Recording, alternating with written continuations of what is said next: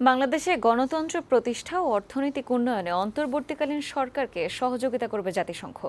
শুক্রবার গুলশানে বিএনপি চেয়ারপারসনের রাজনৈতিক কার্যালয়ে দলের মহাসচিব মির্জা ফখরুল ইসলাম আলমগীরের সাথে বৈঠকে একথা জানায় ঢাকায় নিযুক্ত জাতিসংঘের আবাসিক সমন্বয়কারী গোয়েন লুইস।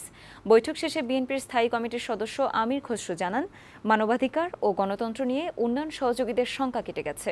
সবাইকে নিয়ে নতুন বাংলাদেশ গঠনের কথা জানান তিনি। আরও জানাচ্ছেন গোলাম মোর্শেদ।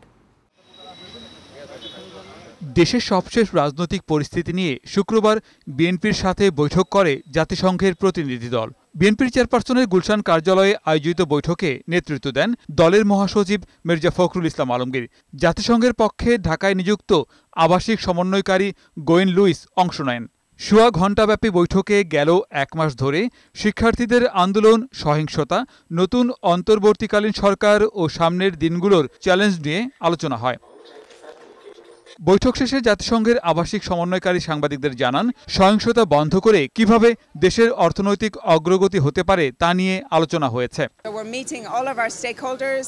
আমরা সব দল ও পক্ষের সাথে আলোচনা করছি কিভাবে সামনের দিনগুলোতে সহযোগিতা করা যায়। গণতন্ত্র প্রতিষ্ঠা ও অর্থনৈতিক উন্নয়নে অন্তর্বর্তীকালীন সরকারকে সহযোগিতা করবে জাতিসংঘ। অন্তর্বর্তীকালীন সরকারকে সমর্থন দিয়ে যাবে। এ সময় বিএনপির স্থায়ী কমিটির সদস্য আমির খসরু মাহমুদ চৌধুরী বলেন, সব শঙ্কা কেটে গেছে, সকলকে নিয়ে নতুন বাংলাদেশ গড়ে তোলা হবে। বাংলাদেশের উন্নয়ন পার্টনার যারা আছে তারা বাংলাদেশের আগামী দিনের ভবিষ্যৎ কি হবে সেটা নিয়ে সকলের মধ্যে একটা দ্বিধাদ্বন্দ্ব ছিল। আজকে সকলের সেই শঙ্কা কেটে গেছে।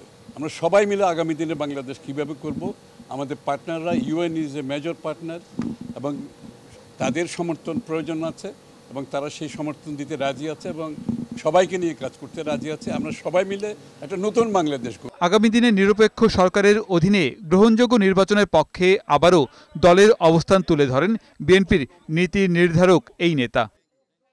গোলাম মোর্শেদ, বৈশাখী সংবাদ, ঢাকা।